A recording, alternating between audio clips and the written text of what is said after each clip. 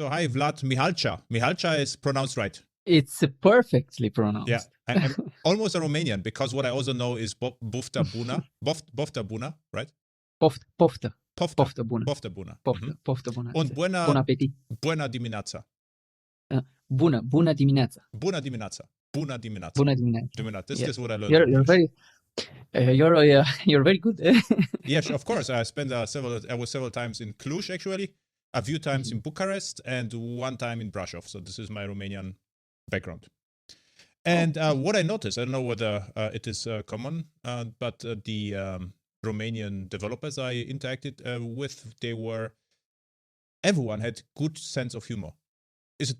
Yes. Yeah, this is what I really liked. So this was my first opinion of Romania. So now our episode, High Performance Java Persistence and Cloud Native Basic, was actually hugely successful, right?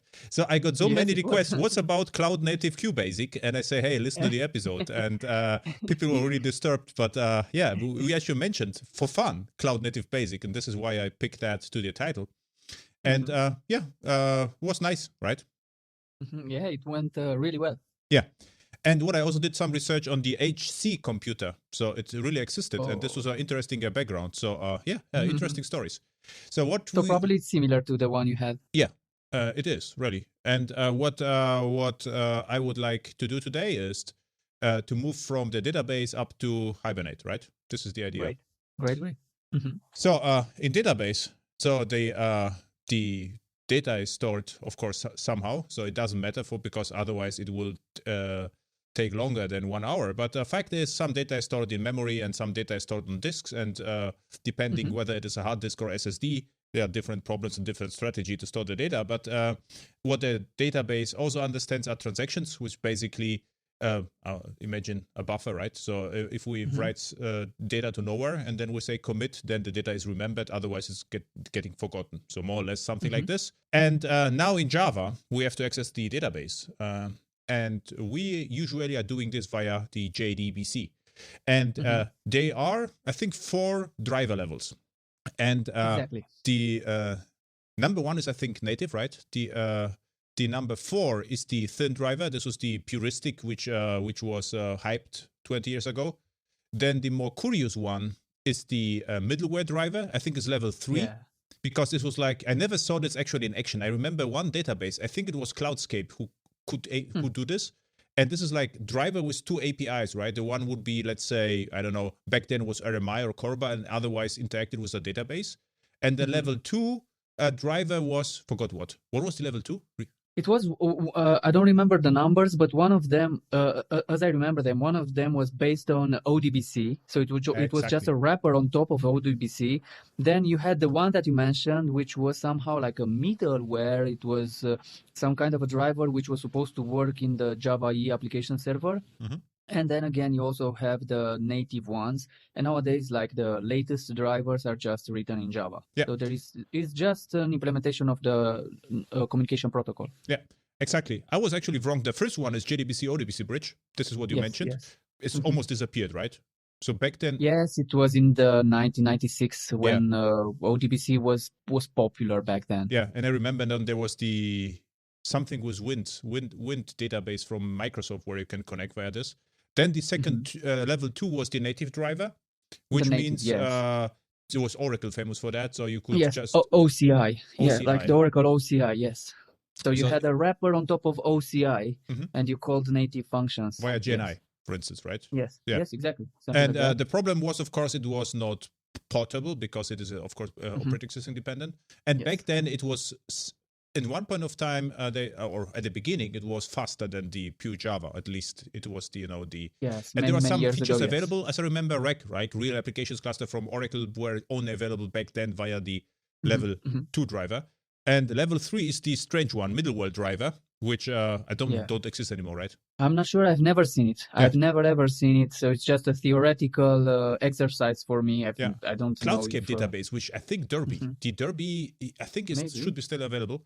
And the level 4 is the thin driver. The one that we use. Yeah.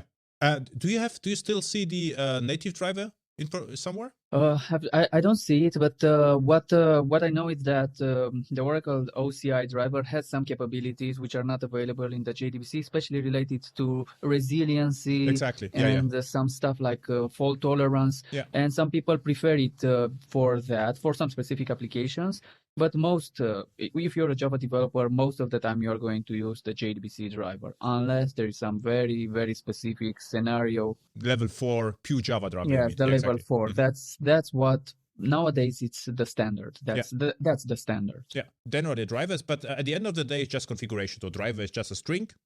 And what we do is we say first we instantiate the driver by loading that class for name. So then and constructor gets called, static initializer gets called, which registers the driver in driver manager. And then we can ask the driver manager get connection, I think.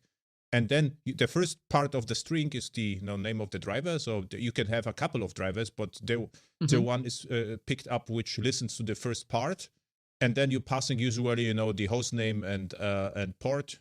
And then you get connection interface back, which happens to be the implementation comes from the driver. This is the trick which Java does, right? So this is like the driver manager would be the factory, and it returns the implementation. The factory of connections. Exactly. And it's important for people to know that whenever you're calling the driver to get you a connection, you always get a physical connection. Because if Java added support for data sources, which give you logical connections. So there is a subtle difference between them. But every time you go to the driver, you will get a handshake, a TCP handshake, and you will get an actual physical connection, but the logical ones can be acquired either from like physically, or they can be just fetched from a pool. Yeah. In the end, it doesn't matter for the user, but it matters from the mechanism that you obtain the connection. Okay. So on for instance, application server, you usually get a wrapper or a proxy of the connection. Exactly. And if you say close, you close nothing. It just returns to the pool. And if you have your own connection and you say close, game over, then this is closed. And the opening and closing takes some time.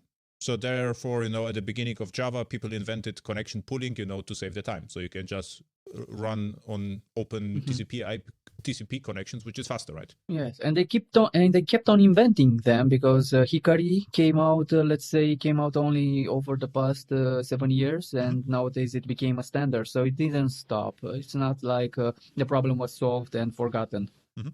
It kept on. There were solutions that emerged over time, and then.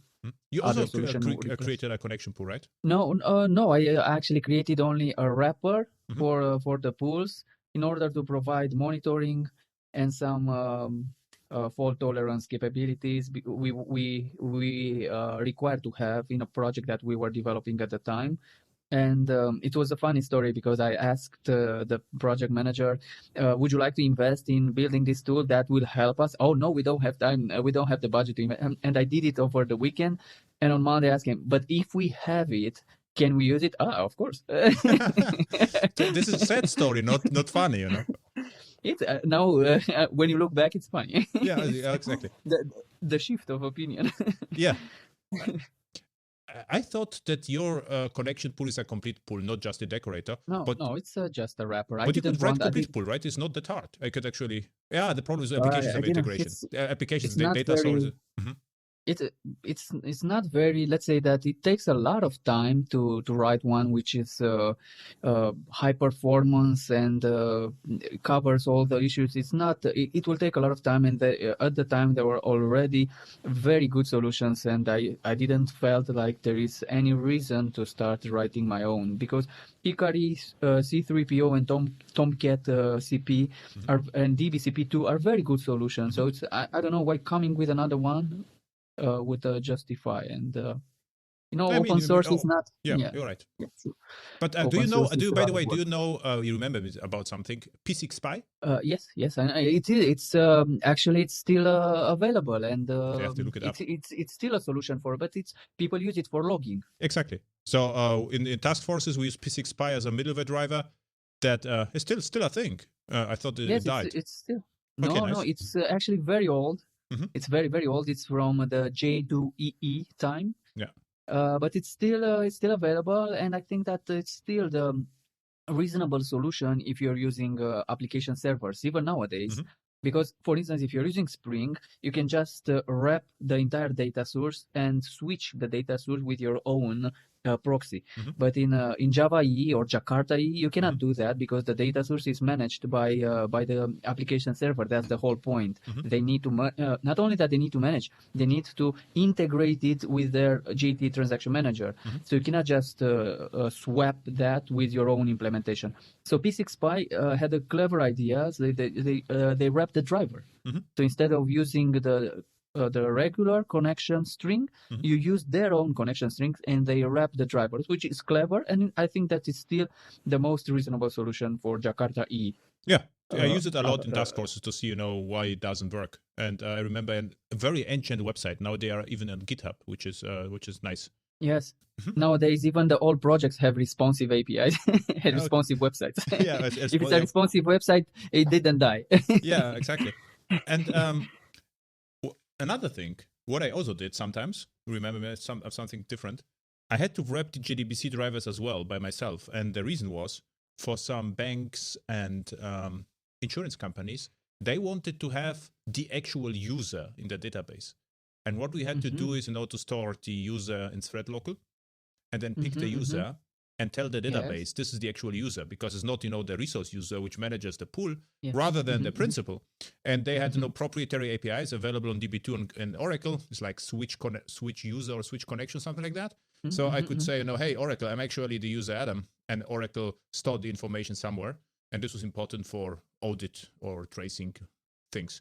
So I also had to wrap, the JDBC connection, JDBC driver by myself and pretend I'm now the Oracle driver, and it actually worked. Yes, it's a very nice API, and it enabled a lot. I think people tend to forget it, but before JDBC, it was the state of database connectivity was very, let's say, it was very ancient and very bad at the time, because when you developed an application, you had to port it from Oracle to PostgreSQL. You had to rewrite everything, the communication protocol, and this saved a lot. And the API is nice, and exactly as you said, you wrapped it to implement your business use case. I wrapped it to provide the connection and connection monitoring. So it's great because we don't have to. It's not an end. It's not an. Even if they provide a driver, it doesn't mean that you cannot enhance it with and integrate it with your own use cases. So good API. As JDBC came out, you remember that there were lots of criticism, like it will never work because it is too abstract. And I don't remember that. I don't remember that. Actually, I started learning Java in 2003, so I think that I didn't get that part. So probably you are referring to some discussion that happened between 96 and 2000, or maybe before. JDK 1.1, and JDBC was one of the first, like, the APIs. And I was in projects, and we used directly Oracle drivers. So you could, without JDBC, you had to use it, directly the Oracle Java stuff. They had Java drivers before JDBC. And then JDBC came out, and as you know me, I always know for standards and APIs or whatever. It's like I forget, the proprietary stuff. I would like to have the JDBC. It's like, no, it will never work because we need the power. JDBC is too much abstraction, And this happens in 1 year. Everyone bashed, JDBC. And then everyone find out it's not a problem at all. And now JDBC is just natural. I mean, sometimes I see that people are casting, connection to Oracle connection to do very specific things. But this is exception from the rule, I would say. It is a very, very, let's say. No, I wanted to point one thing that people, which is useful for people to realize, because most of the time I make this joke during my training, but you can actually figure out how old the project is by just going to the POM XML file, find the version of the JDBC driver, and that's when the project has started, because nobody will upgrade the JDBC driver. This rarely happens, and it's sad because the drivers keep on evolving. They add new features like support for statement caching, or even bug fixing, performance improvements. So you have to keep an eye and upgrade it from time to time. And also, what I want people to realize is that there are many features which the driver enable you, like statement caching, for instance, and you have to enable it through the driver. They have some properties you need to set. So it's very important to read a little bit about the driver documentation. It's not that much. You can read it in 1 hour, but there are many features which you can only enable through the driver. So it's not just put the connection string and forget about it. No, there are some things which actually can improve the performance of the application without having to change your code at all. It's just setting the right properties. Mm-hmm. And as you said, the drivers have really amazing features. So I recently, we had to tune a project with Postgres drivers, and it's amazing which features were available. Mm-hmm. The same is true at Oracle side. So what you can usually set up on a driver, the transport between, some have compressions, for instance, from the SQL statements, because they are just ASCII and you can compress them. Then you have features like, buffering, and you can also pre-cache the statements, which can happen on the driver or database level. So if we just consider Oracle and Postgres, I think this is the most popular one, right? MySQL is not that popular, right? I would say in Java world. It is actually. Yeah. It is. It is actually. It's like you said. It's nowadays I keep on seeing Postgres, then MySQL, Oracle on a par. I actually ran a poll on Twitter, and it was like that. It was Postgres 40-something%, then 24-25 Oracle and MySQL, and Microsoft SQL Server somewhere like 7%. And some people mentioned DB2, but I think that's just 2-4% or something like that. And everything else is just very used seldom. DB2 is huge, but DB2 is probably not the audience which reads your Twitter, because all the insurance banks have DB2, and this is old host system, and there's always DB2, but you are not always allowed to talk directly to DB2, so you will have go through strange APIs to access the database. But DB2 COBOL or something like that. Yeah. And so if we consider MySQL, Postgres, and Oracle, which are the most useful features of a JDBC driver, like compression or prepared statement pool? So because they are not widely known, and well, I think that all of those support statement caching, which is very important. So statement caching, what does it do? It allows you to reuse some segments, let's say some steps which are part of the execution of an SQL string. So for instance, when you're executing a statement, you are sending a string to the database. So the database has to parse it. It has to take the string, parse it, and they build an abstract syntax tree. And during that phase, they identify whether the statement was written properly and that you are identifying proper tables, the right columns and everything. So they do the validation. And then you get abstract syntax tree. And based on the abstract syntax tree, then they have the optimizer takes it and builds the execution plan. And the execution plan is like a recipe, is like an algorithm, how you fetch the data based on the least cost, which is the most performant way of executing it. And at the end, the executor just takes that, the recipe, runs it, and gives you the result back. Now, statement caching allows you, for some databases, to reuse the abstract syntax tree, so you don't have to reparse every time the same statement over and over. Some databases for which you pay a lot of money, like Oracle, SQL Server, DB2, take it a little bit further and allow you to even reuse the execution plan. So now the problem is why this is a very difficult problem to solve is that the execution plan is sensitive to the bind parameter values, because if you change the value, it might change the plan radically, because some bind parameter values, for instance, might end up scanning 90% of a table, in which case there is no reason to use an index. Actually, using an index actually would hurt performance. But some of them have high selectivity. They only have to scan 0.1% of the table, and using an index in that case works great. So for that, this is a difficult problem because they have to know the value, and then they have to store plans for that particular values and use multiple plans to give you the right plan when you're reusing a plan, for instance. And that's statement. So you have statement caching on the server side to reuse either the abstract syntax tree or the execution plan, and also on the client side, where you can reuse, for instance, some metadata, because the connection and prepared statement have metadata. For what? Like the column. A given column in a table is, for instance, is a varchar 250. They know that a buffer of varchar 50 needs to be allocated. So these constructs, internal constructs, can be reused, especially if you're using pooling and stuff like that in your reuse connections. And the driver allows you to do that via all sorts of settings. And some drivers now have, you can set the property for how much should how many statements should be cached, like 50, 100. How many do you want? It's a trade-off between memory, and CPU and wasting time of processing stuff.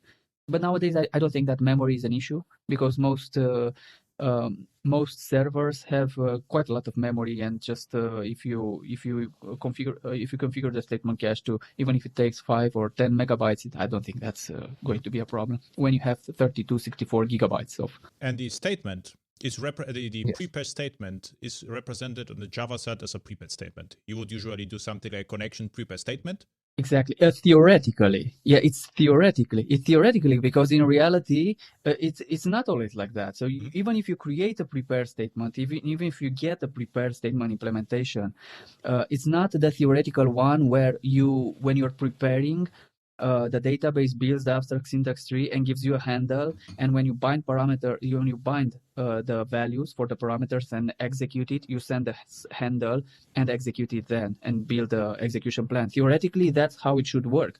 But the database systems realized that most of the time, developers are simply executing one statement and then switching to another one. So MySQL, for instance, actually all of them do that. They don't really prepare the statement. They just execute it, they emulate it on the client side, and they just execute the statement and build the syntax tree on the fly. So only if you execute the same prepare statement, like Postgres has a threshold of 5, only when you prepare it 5 times, then it will cache it on the server side and give you the handle so you can reuse it. And it's available for as long as the connection is open. You don't close the physical connection. You don't close the physical connection. So, which can happen in the pool. It can be like 30 minutes. This is also very important for people to know. Pooling is great. It is great because you don't have to reopen the connection on every request, but you don't have to go on the other extreme and keep your connection open for 1 month, because you don't have to keep it for longer than, let's say, 30 minutes. 30 minutes is great. You saved a lot. Even if you pay a small penalty of 10 milliseconds every half an hour, that's not going to be a problem for your application. The problem is when you keep it for too long, and then the TCP connection kills the connection, but the pool doesn't know it killed. So it will throw exceptions and cause more problems than... Exactly. This is a very common problem, that, the logical connection seems to be right, and the physical connection is broken because, I don't know, firewall closed that or whatever. And then you try to access the physical connection via, also from your perspective of a software developer, everything looks nice because you have the actual connection implementation, which looks like, pulled something, and the internal connection is broken. The internal connection is still all right, but the socket, behind the connection is broken. And then you access that, you get error, and everything gets rolled back. This is why some pools offer you a feature where you can store a SQL statement, and they will use the statement to check the connections. But I think you are absolutely right. If you keep the connection shorter, then they will be just naturally reused, which is more stable than keeping in forever and ask every connection, are you all right? Like, health check at connection level. Even the connection pooling developers tell you to do that, to have a shorter. You don't have to keep it for 2 hours. And you mentioned that SQL string, which was very common before, but nowadays, since JDBC 3, I guess, there is an isValid method. It's implemented, so you don't have to provide the string. Now they only call isValid, it's like a ping, something like that. So they just ping the connection to see if it works. So you don't have to run a statement. Previously, it was like select one or something like that. You would put, or select one from dual.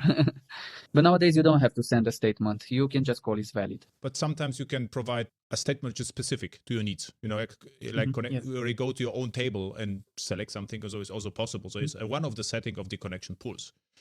So what do we find out? That we have one cache on the database side, which basically associates the query or the statement, signature associated with the assembly code, Yes. let's say, right? So with the machine code, because at the end of the day, it's executable. It's like Exactly. more or less Something like that. Yes. what hotspot does, right? We have hot methods, and for the methods we have then the machine code, not bytecode, machine code. So this is Something exactly, like that. It's similar. yeah. Yes. And then there's the association. Then we have on the server side or runtime or server side, we have a connection pool which keeps a physical connection to the database. And on each side, this was a feature what I remember. Some databases have connection independent statement pools, and some databases maintain, per physical connection statement pool. And I think in Oracle it was independent, right? In Oracle, you every connection could access the same prepared statement, right? Yes, they can. They have this, and you can even from different connections you can reuse the same execution plan. They have it, and it's concurrent, and it's actually it's a feature which works great because they have this query cache. Execution plan cache, which works for any connection that accesses. Otherwise, it would not be very useful. And it makes sense because they have, if you're using it in a bank where you have billions of records in the database, you want that execution plan to be cached because it might take a lot of time to figure it out. What's the best one? And you said one thing, which is the method signature. Actually, it's just a hash. Whenever you're sending the string, they generate a hash, and that's the key in the cache, and the value is the execution plan.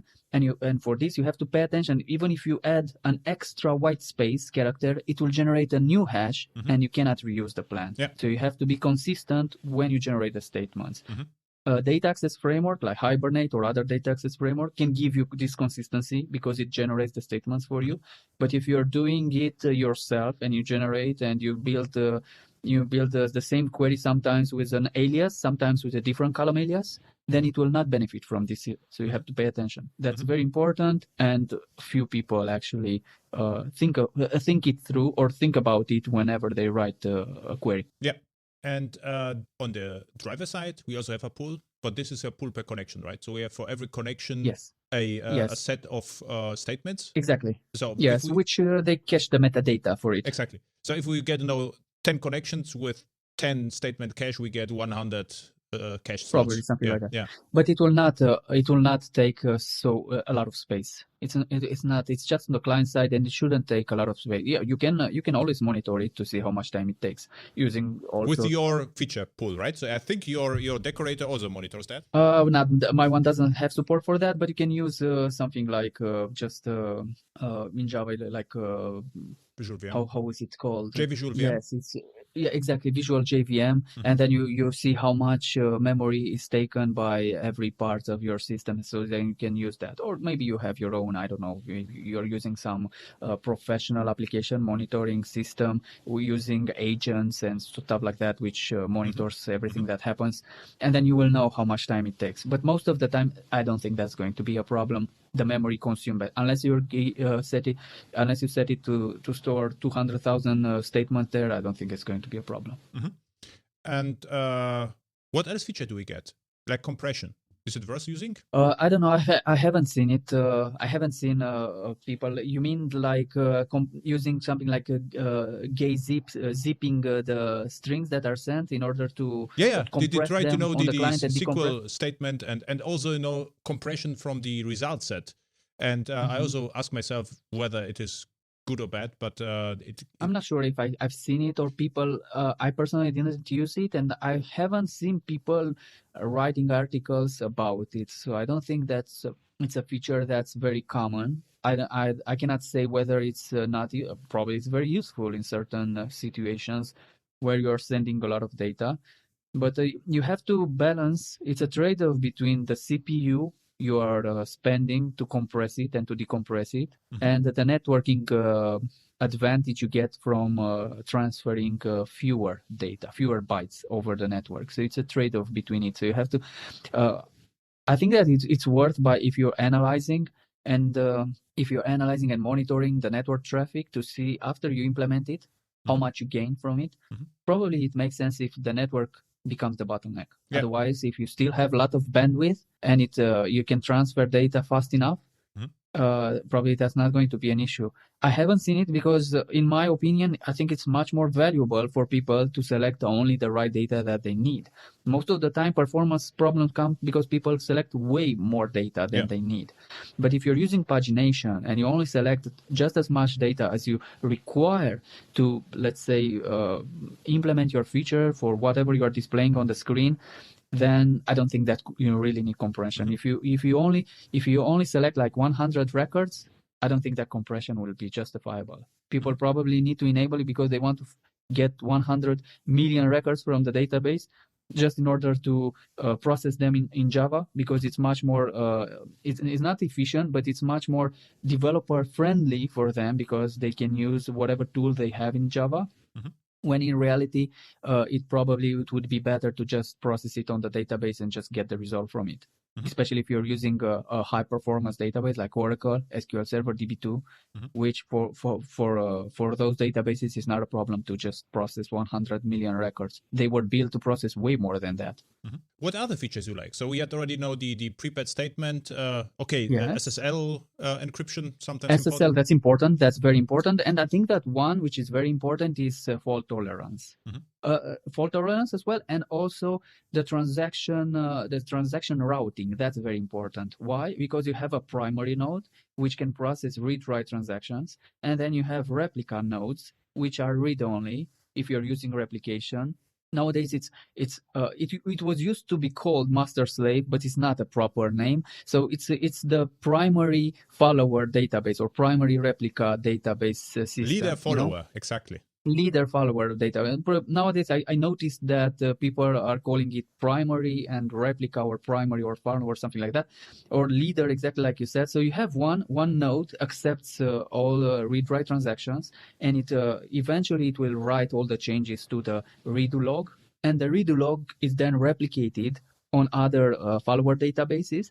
And those databases replay the redo log, and then eventually they will get the same state as with the primary. And what's the advantage is because you have, with every new follower node, you have more resourcing, you have more processing power. And then you can redirect the read-only transaction to those nodes in order to reduce traffic on the primary node. And the database driver can do that because, you have on the connection, you have a read-only flag. And based on the read-only flag, the driver can redirect the connection to the server, or it can even have a list of servers and use round robin to locate one replica node and execute that query on the replica node instead of executing it on the read-write. So that's a great feature. And this one can also be used for fault tolerance. For instance, if one node dies, then it will just switch to one which works, for instance. Which databases, which drivers are doing this? MySQL has this, for instance. You can provide a list, like a comma-separated list of nodes, and if one doesn't work, it just switches to the other one. And also there are solutions. You have HA proxy. Yeah. And you also have proxy SQL, which give you this capability. Those are not, those are like external services. Yeah, which provide external, I get it, because I didn't know that this is built into JDBC drivers. No, those are external ones. Yeah. What we did is similar to increase the performance of a database. What you can do, this is what we had first Oracle, right? We have just the master database and not slave rather than hot standby, right? And what you can do, this is replicated from the master to the hot standby. And what you can do then, the hot standby is operational. So you can write to master and read from hot standby, right? And it's synchronous. It's synchronously replicated. Yeah, you can synchronously or asynchronously replicate. It really depends how performant or consistent your application has to be. And this is what we usually did. We use two connection pools, one for the master and one for the other one. Yes, that can work as well. Yeah, and two JPA entity managers, and we had a pattern where if we inject, the reader write is one of the few examples where we actually use something like a DAO, because if you have a data access object, you can redirect, all reads to the one and the writes to the others, so that you can improve massive performance. And you did this with Java EE, right? Yeah. Whatever I do is Java EE. Yeah, I did that. I did exactly like you said. But I did it with Spring with abstract routing data source. So probably it's the same pattern. Okay. It's the same pattern, but so actually we have two data sources. We have two data sources, and then you have the abstract one, which does the routing, and then the connection can go either to the primary, where you can execute the read write, and the whole switch was done based on the transactional annotation, which has a read-only flag. And if the read-only flag is true, then you go to the follower databases, to the replica ones, and if the read-only flag is by default false, you go to the primary node. Funny. So it's good that people now they will know that no matter what solution they are using, they can implement this. Yeah. So even if you are using Java EE, Jakarta EE, nowadays I think that it's proper to call it Jakarta EE. The CapEx is very similar, and even though Quarkus Helidon is actually the same. So for me, the programming model doesn't change. The only thing is the main difference between Java EE, J2E servers, and now is in Java EE servers, you could deploy multiple apps. And with Quarkus Helidon and so forth, you can just have one app, but the programming model and the concepts are identical. So there is no difference. Yes, it's which is great, because you can migrate from J2E or Java EE in half a day to Quarkus Helidon or whatever, right? So this is the nice. This is, you asked me before the show how I'm doing. It's crazy. There's lots of such requests. This is you're migrating. Yeah, you're now migrating. You're migrating to Quarkus, right? To Quarkus Helidon, sometimes, but mainly Quarkus and microprofile is a huge spike now interest. But Helidon it's a production grade solution from Oracle. I don't have right? Helidon in production yet. Quarkus, it's production ready, but I personally don't use it in production yet. And Quarkus is production ready, and we use it in production. Yes, I know. So yes, Quarkus it is. So you have many clients using Quarkus nowadays? Yes. Oh, that's great. This is because if I come to a project, people ask me, what to do, and usually I say, okay, pick whatever server you like. I don't care a lot, but let's see what you have, right? If they have IBM, they end up having OpenLiberty. If they have already some Red Hat licenses, they will probably go with Whitefly. If it's an old Sun shop, they will get Payara, and host shop with Tomcat, they will get Tommy, and this is how it is. And sometimes they say, okay, what is my opinion about Quarkus? So I explain them, and sometimes they pick Quarkus, and usually the Whitefly guys can just use Quarkus because it's one-to-one migration, so it's no difference. And some startups started with Whitefly and Payara and now migrate to Quarkus. For me, it's great, but it's not like in my project, Whitefly, Payara, and the others were always fast. So there was we started in 2 seconds and whatever. So this was never an issue. And Quarkus even faster, but if something starts in 2-3 seconds and Quarkus starts in 1 second, so okay. Oh, it doesn't matter. It's nicer, it doesn't matter. But if I would start right now, I pick just for fun Quarkus, or today I started with Payara just for me. I just switching back and forth, it doesn't matter. But and they are running the JVM yes. Mode or the Graal VM? In my project, they are more serious project. Let's say serious. I mean, this is like a more enterprise. They always run the JVM mode. And the reason being is because they have usually support from third-party JVM vendors, right? And they're and Graal VM is from Oracle right now, and I'm going to ask, is it supported or not? And the support question is not really clarified. And then they say, and if you run Quarkus, it is already half of memory of anything else on the market. So they already save a lot.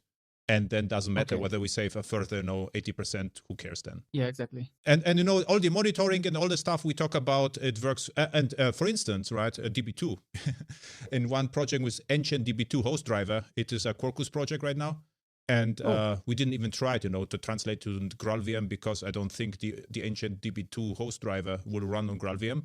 And it works perfectly in JVM mode, so there's no limitations. Yeah, exactly. Like you said, probably there are many subtle differences. Yeah. I know because I have an open source project, which is quite popular. It's that Hibernate Types project. And I had some requests coming from... there was someone who was building a Quarkus application. So they provided a pull request where they only had to change one line of code in some reflection API I was using. And with that change, it just instantly it worked on the JVM mode. But then someone wanted to run it on Graal VM, and there were so many things that didn't work. And I said that even in this library, which is very specific and it has a very small scope, and it doesn't work. I don't even want to think how many other changes you need to do to your project in order to make it run on Graal VM. So I think that will happen maybe 5-10 years from now. Maybe. No, I mean, this is the Graal VM is not a problem to do. So actually, Quarkus help you with that. So the cool story is, but very quickly, because I wanted to ask you about the persistence, but just about Quarkus. Sure. What Quarkus knows, if you run your microprofile or my stuff or extensions. Any extension with Quarkus. What extension actually means is a prepared dependency and without reflection. So Quarkus already knows what is used. This is the extension, basically. And there are two parts. There's like a runtime and deployment part. And the deployment part at build time, it optimizes everything. So there is no magic at runtime, right? So if you do something with GraalVM directly, you would tell GraalVM all the dependencies. With Quarkus, you don't have to do that because Quarkus already knows all the dependencies. It happens automatically. But if you are using a third-party library, which uses a lots of reflection and class for name new instance and class loading, Quarkus cannot help you with that. Then you will have to use register for reflection annotations to help Quarkus to pass the information to GraalVM. So I would say with Quarkus, you are going to be faster to move something on GraalVM than without. Okay. I don't know whether we had some exchange on Twitter, but the really funny thing is for 5 to 6, 7 years, I always said, thin wars. Don't be dependent on anything. Just go with Jakarta IE and stuff like that. And the cool story is there are lots of projects which follow that. And this project are really easy to migrate to Quarkus. Almost nothing to do. Just because they have no external dependencies. They are just, the Jakarta and microprofile dependency. Exactly what Quarkus supports. So we replace at stateless with request scope transactional, done. And this is why, and this happens, it is a skyrocketed the demand. Because, I don't know, popularity, I don't know why, but it happens a lot right now. So you are a visionary. No visionary. We had a discussion. If we had more time than the third podcast, I'm just, if you become, the same mindset properly in 5 years as well, what you will see is that the dependencies are coming and going. And this is not very wise to start a business project with 50 different dependencies just because it's fun. And this happens a lot in projects. And then what I did is, okay, stop. What is the rule? And the only rule I could find, which is somehow, how to call it, easy to explain and 1.0 is stop. We don't use any external dependencies. We just use the Jakarta and microprofile APIs because supported by different vendors. Done. And if you need something else, you have to justify. Okay, makes sense. So you have Wiki or Excel or whatever, write down, I would like to have, I don't know, this library because it will save me 3 days. And without this, I will have to implement everything by myself. So, and there are such libraries. And then it's okay. Then we know the libraries and use it. Without that, in project, what I see everything, Jakarta commits logging, 2-3 loggings framework, caching, all the Jakarta length because it's nice, then Lombok and whatever. And in the end of the day, we have 50 libraries. And I've asked developers why we have them. Yeah, we always had them, just like cargo cult, just doing something because everyone did it. And and this is why I never like that. And also, now we can, have nice chat because we can agree on JDBC API, right? Imagine there would be no JDBC API. So we would spend 5 hours discussing, the driver features, and one will have connection think the other would be properly via REST accessible or whatever. Yeah, for sure, because it's what NoSQL is doing right now. So it would be actually, we couldn't even agree on the concepts, right? So for me, it is like if you just focus on the API, then for us consultants, or for you, we call you also somehow of consultant or, product seller with consulting background, I would say, it is easier to keep up, right? Because yes, exactly. Because I only have to learn, the diff. It's not like every 3 months, microprofile releases the new version. So I look at that. So, okay, cool. Now I'm master. And for 3 months, I'm in vacations, right? But imagine I would use all the hot frameworks right now without the API. Impossible. I couldn't advise any of my clients. Yeah, this is the background, right? So, no, it's not visionary. It's just lazy, I would say. So call me lazy. And no, it's a very wisdom. It's a lot of wisdom in this advice. Yes. And if you the funny stories on Quarkus, if you look at Quarkus, this is why I became active with Quarkus. I ignored Whitefly Swarm, all the stuff. I was not interested at all. But in Quarkus case, if you look what they are doing, this is like Java on steroids. Because Java E had lots of deployment, and Quarkus, what it does everything which Java E did at build time. Yeah, exactly. This is what visionary for me, what they did. This was, I'm still excited, if I think about that. They, for instance, they separate the business logic from the infrastructure. They have always 2 layers, so it's absolutely cloud native. There's one jar, but it's not a fat jar, not Uber jar. It's just like, there's no name for it. And you run the jar. But if you push it to Kubernetes or Docker, you always get 2 layers. And your layer is tiny, like 500 kilobytes. So they do everything right. So whatever developer is custom to from Java E world, it can apply on Quarkus. But Quarkus is still the smallest runtime available right now. this is the cool part, It's just, I think, not a big, I would say, achievement to create a complete new API, something different. I think the hard stuff is to be backwards compatible and do amazing stuff. And this is what they achieved. So what I really admire, I have to say. Yes, and lots of my ex-colleagues, which are very very good professional, and they know a lot of stuff, are involved in it. And when you have so many smart people working on something, it makes sense that in the end it will turn out very well. And being all managed by Red Hat, I think that it came out really well in the end. Yes. And not only Red Hat. What's cool is I know some committers which had nothing to do with Red Hat. And if you look at the contributor list, there are like 150 contributors, and only the 50% is from Red Hat. So this is a good sign. But to you, now you have no time because end of year. But Christmas around, I think it would be if you provide an extension for Quarkus with your product, which monitors, This is 2021.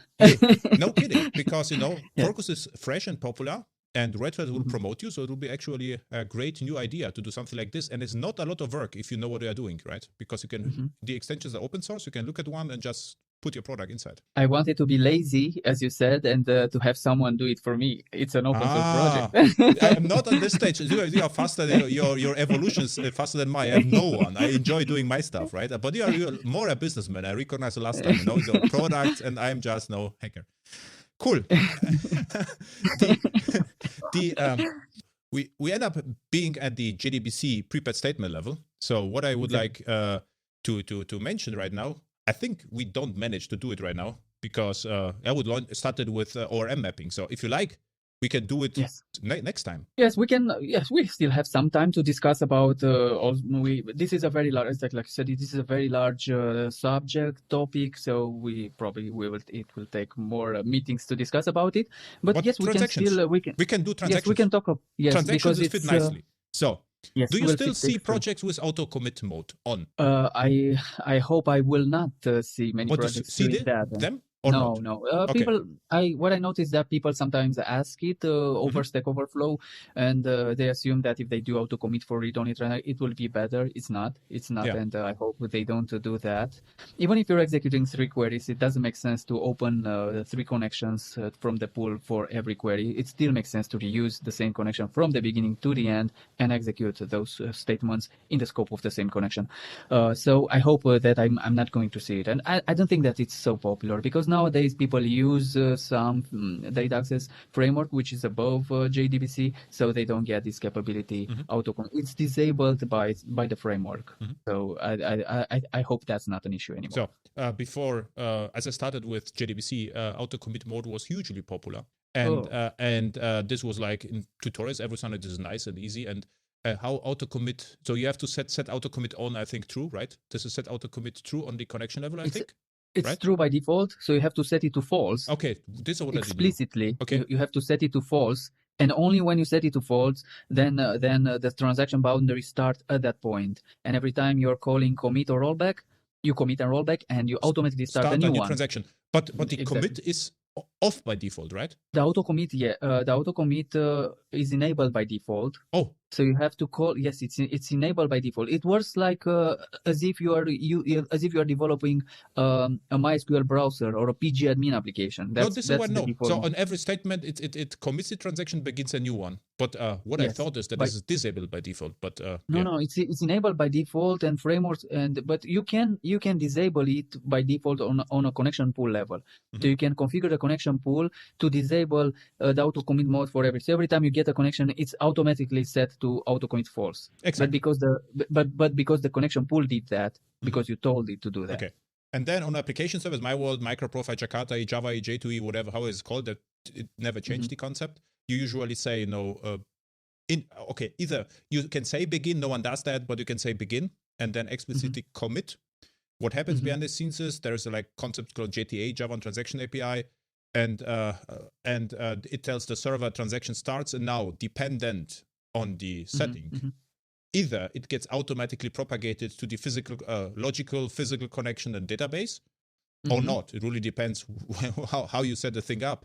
But if you say commit, so this commit gets propagated again via the logic pult connection, logical connection, TCP/IP, and database.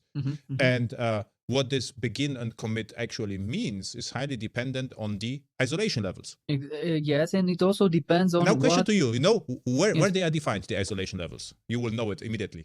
Where are they on the connection? Yeah, perfect. On the connection exactly. interface. Exactly. And they are defined, as you can tell, they are defined so anciently, because those should have been an enum, but Java didn't have an enum at that time. So they are just the numbers.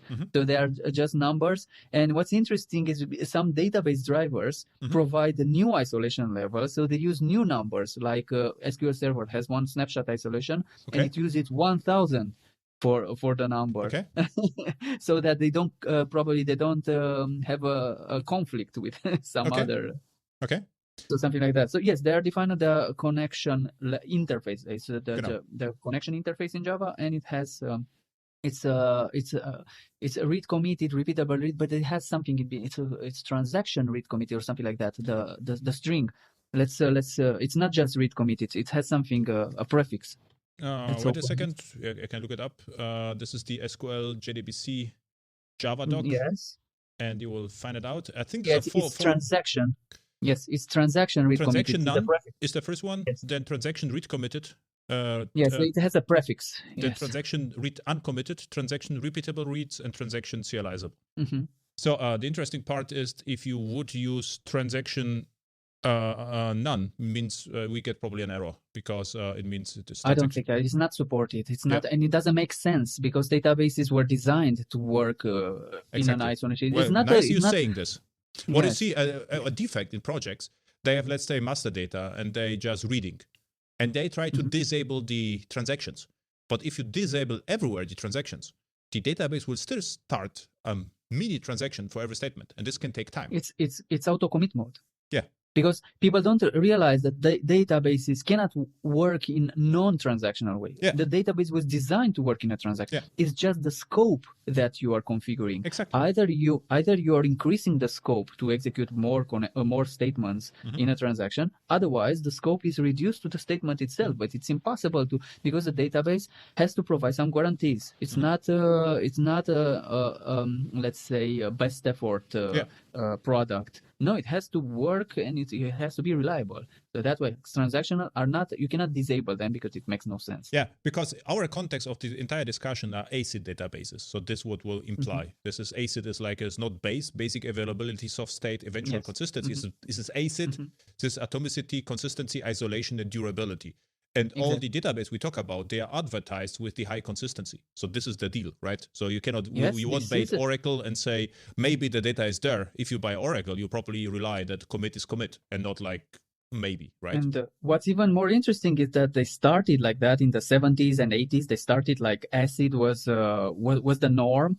And then you had, for a very small period of time, you had NoSQL, where they dropped it in favor of base, like you said. But nowadays, new SQL is the new databases. And you have VaultDB, Google Spanner, CockroachDB. And those nowadays have stronger guarantees than the traditional database. So now they start with serializable by default, not even with read committed. So the trend is to have more consistency, more correctness, not less correctness. That I want people to understand that. The business wants more correctness, not less. Yeah, and this is what I told you earlier, right? So visionary is not a visionary at all. So if you think about this, what we had back then was right. And then, we say NoSQL, we don't need transactions. And I had in a podcast with Lucas Eder with PHP, they say we don't need the transactions with MySQL, And then and this was back then the really. I was in project in 2005. Your stupid Java, no transactions, way too complicated. Look at PHP; they don't have any transaction and it works. I mean, in this context, probably, right? Because you don't recognize that your shopping cart is half full or half empty or whatever, or inconsistent. But in my context, it would. So what people don't understand, transactions are really convenient. This is the thing. This is actually the biggest feature ever, because I can do something and I say commit and I'm done. Without transaction, I have to see. I have to be idempotent, or I have to have counter actions. Sagas. And forget about that. Who would like to implement sagas? I mean, the sagas is a nice term, but the implementation is crazy. So for every transaction, I have to have, a compensative transaction, which is not undo, it is business undo. I mean, no, Saga it's rolling forward. Yeah. It's not rolling backward. You're rolling forward. So this is not like we have a podcast and then I don't like you anymore. It's not like I do undo and you disappear. I have to do something about that, right? You have to do bash you on Twitter or whatever. But it's not like I say, okay, I never have to block me on Twitter. Yeah, block you on Twitter or whatever. It's necessary to do that, right? So this would be the Saga, and not just we never talked like Man in Black with the the white light. Mm-hmm. There was like they had a flashlight, and if they activated the flashlight in the movie Man in Black, the person forgot about everything. This is why undo. And the Sagas is more like business. Right? Okay. Now, important thing. So transactions are a thing, but how well the transactions are working depends on isolation levels. And what you said, something interesting with serializable. This is my approach in projects. What we do, regardless which database we have, we set always the highest possible isolation level on the driver level, perform stress tests, and see whether it works. If it works, we are done. If it doesn't, then we ask business and try, to see what we can do. Because if you change the isolation level, you change actually the behavior of the system, right? Exactly. And it changes the behavior. It changes quite significantly. And what's interesting is for people to know is that for the top database system that we're using, none of them uses serializable by default. Actually, only MySQL uses repeatable read by default, and all the other ones use read committed by default. So you have to set, if you want, exactly like in your case, you have to set it explicitly. So you have to set it either at the connection pool level, or probably Java EE also had a setting which you can set it for all transaction. Exactly. Usually on this connection pools from application servers, you're setting the isolation. Exactly. You had a setting to set it there. So, but you need a performance test in order to determine whether you are in the service level agreement. So whether your transaction response time fits in the service level agreement. Yeah, and there are no deadlocks. Exactly. And from serializable, what it actually means is that it looks from the outside as if everything happens one after another. There's no interference between the data. Well, the definition is looser than that. Actually, what people don't, they use the term, but they don't have the visual concept of what serializability means. It means that when you have multiple, you have multiple connections, concurrent connections, trying to read and modify data. It means serializable means that the outcome in the redo log is equivalent to one possible serial execution, but it doesn't take time into consideration. It doesn't say that A, B, C, it has to be in this order. It can be ABC, it can be ACB, BCA, it doesn't matter. Serializable means that it has to be equivalent to any serial execution, but it doesn't take time into consideration, because if you also take time into consideration, it means that the transaction is both serializable and linearizable, which gives you strict serializability. And you get that only if you're using locking, two-phase locking, the Microsoft SQL Server or DB2 old-fashioned style. Very good. So the next one I have to look it up is read committed. And read committed is even looser. What it just means is if you say something, right, and then you are done, then the listeners will hear what you said until. But if I will interrupt you, it is going to be deleted because you never said, I'm done. So read committed is you only read data which is someone else committed to database. Without read committed, I would see everything in a database, like in a file. You will write to a file, I will read from the file, I will see immediately your data. And this commit is like save. You write to a file, save, and I can read your data, right? So this is actually what it only means. Yes, read committed actually, like the title implies, which it means that you are allowed to see the state of the database on the query execution, how it was then in the redo log. So you get to see everything that was committed prior to the beginning of your query. But then if you do another query, you again see all the changes happening that were committed prior to executing your next query. The problem is that during your transaction, you'd like to see the data as of the beginning of the transaction, not the beginning of the query, because then the data starts drifting during your transaction. So now I'm reading something at the beginning of the transaction, it was red, and now in the middle of the transaction, I'm reading it again, now it's blue. Exactly. Oh, but I did some changes based on the fact that it was red. Now I have to how would that work? I would have to keep on checking it until the end of the transaction to see if I still have money in my bank account, or to see if the product is still present in the warehouse, because I'm seeing something.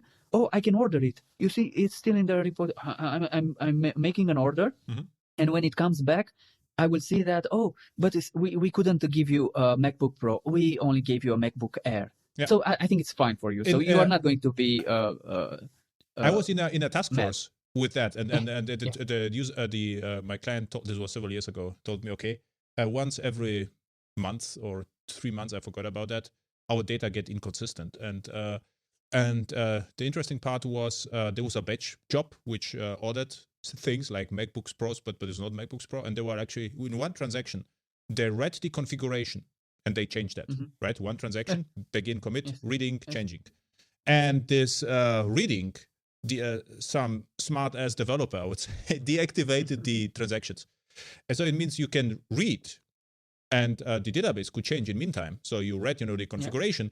Another job changed actually the configuration, and what you ordered was completely different what you thought you ordered, So what we need to do read, modify, write. Yes. Yeah. So what we would need is repeatable read, something like this. So for the entire thing. At least repeatable read. Yeah. Yes. And this looks from me as Java developer like synchronized. So in the method, this is my thing, and whatever happens in the method, this is not synchronized is to lose, but just to imagine that is repeatable read. So great. What I thought is you are a loser on transactions, but you have exactly the same opinion as I have. So I thought we will have a harder discussion on this point, but I'm absolutely with you. So the consistency is a good thing. It should be as high as possible. And if you lower the isolation levels, you change the business logic, and then you have to talk, with the product owners, business experts, to say, look, now we can interfere, optimistic logic, whatever, but we have to change, the user interface, and we have to introduce more use cases to compensate the inconsistency. Yes, and the people, I would tell to be, it's perfectly fine to use lower isolation levels as long as you understand what are the anomalies, all the anomalies that you get, and whether they can affect your business or not. If you can prove that, then it's perfectly fine. Then you don't need it. But I cannot tell you whether you have. This is a business specific thing. If you have a form, if you're implementing Stack Overflow, that has some requirements. But if you're implementing a shop and a store, and you have different requirements, it's all based on the business and expectations, and whether you are processing money, people's money. People care about their money. They don't want their money to be spent on things that they didn't order, or money to disappear without getting a product. So it always depends on that. And actually, I wrote about it in my book. And actually, even which was the name of the book? The title again? High performance Java persistence, where I explain all the anomalies. People think that there are only the anomalies are the ones which are in the SQL standard. They are not. There are many more than that. In the standard, they say that you can have dirty reads, you can have non-repeatable reads, and you can have phantom reads. But in reality, you can have more anomalies. You can have lost updates, you can have read skew, you can have write skew, and all of those I wrote in my book for every database on every isolation levels, what are the guarantees. For instance, if you're using Oracle and you're using serializable, that's not serializable. It's snapshot isolation, in fact, and it allows you to get a write skew anomaly. Which happens when you have two concurrent users, both reading the same two separate records, and then each one writes one version of the record, the other writes the other one, and at the end you don't have a strictly serializable from A to B, and from B to A. You have an interleave of changes, which is not strict, which is not serializable. But yes, for marketing purposes, it's serializable. Yeah. So what I advise is also that if you have a connection pool, you have to set the isolation levels, because if you don't set it, the default from the database will win. And what can happen is that the database admin will change that. and it will completely change behavior of the system, right? Yes, exactly. And you don't realize it. And the only way to prove it is to have tests, but writing concurrency tests is not very easy. No. You have to know a lot about, for instance, Java concurrency, how to write it properly. You need to understand how, for instance, what you can use in order to make it. You have to have countdown latches. You have to understand how countdown latches work in order to write a proper integration, a proper test which can work with two users and determine what's the outcome. And I doubt that anyone does that in their projects. Most of the time it's best effort. They realize something went wrong. They spend a lot of time to figure out, and in the end they find out, oh, you cannot have these guarantees. I cannot read and have the guarantee that at the end of the transaction, what I commit is based on what I read. I can tell you what I see in my projects. So what I see in my project is people like they would like to deliver high quality code, which means in the most bigger projects they need a high code coverage, which means that the unit tests on Sonar, they have provided unit tests which run on Sonar. So, and how to achieve the high code coverage? They mock out, for instance, the entity manager from JPA. They mock out everything, and then they no kidding. They do create name query and then see whether something returns, and then they have code coverage 100%.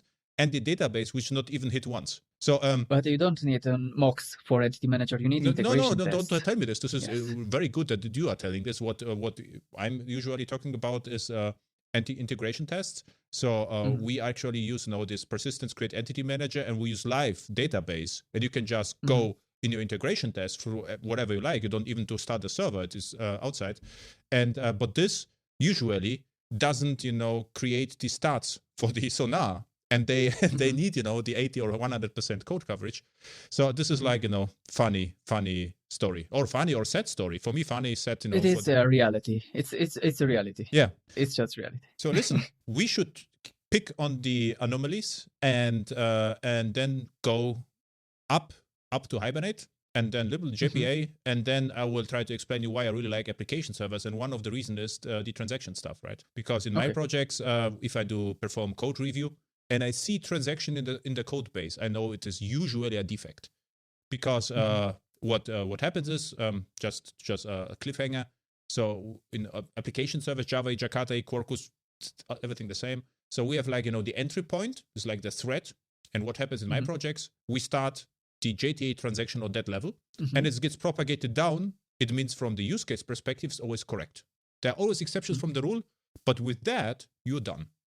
Right? This is the basic architecture what we have, and this works great. And before that, like 10, 15 years ago, developers tried to optimize, transactions at different level, and it was always inconsistent, deadlocks, whatever. But with that, this is the last, I would say 5 to 8 years. With this architecture, it is really simple, and we are super productive with Java or without, doesn't matter. So this is what we should end up, after a few episodes, 2023 or whatever, with the entire persistence. Nice. Where people can find you, and this book you mentioned is high performance. What Hibernate? Java persistence. Java persistence. No, high performance Java. It's not high performance Java persistence API. No, it's high performance Java persistence, where persistence means everything related to persistence, from database to JDBC to Hibernate. It even mentions Juke, and it's not about JPA. Very good. It's the persistence word, the English word, not the product, not a standard, not a product. Yes. And then you have a couple of products. For me, are courses and utilities. But products, you have online courses, and you have the JDBC high persistence, right? What was the name? No, I have one project, open source project, which is I know what you meant, but I will continue.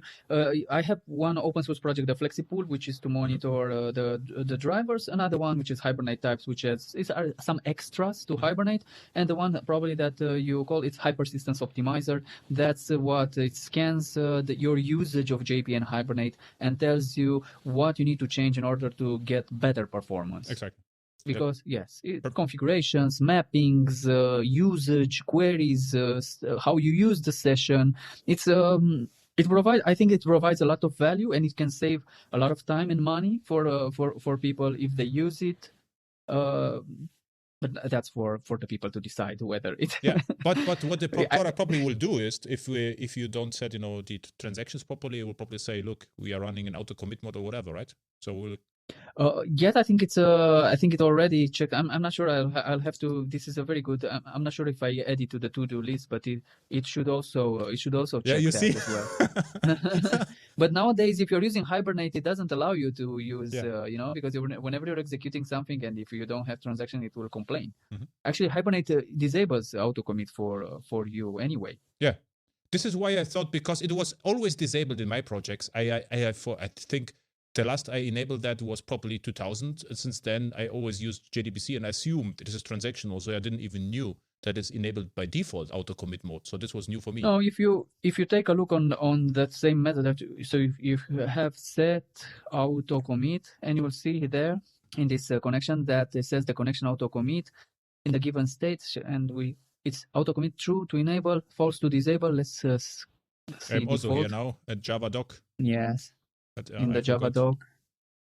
By default, new connections are in auto commit mode. You see, it's the last statement in the first phrase in the set auto commit method.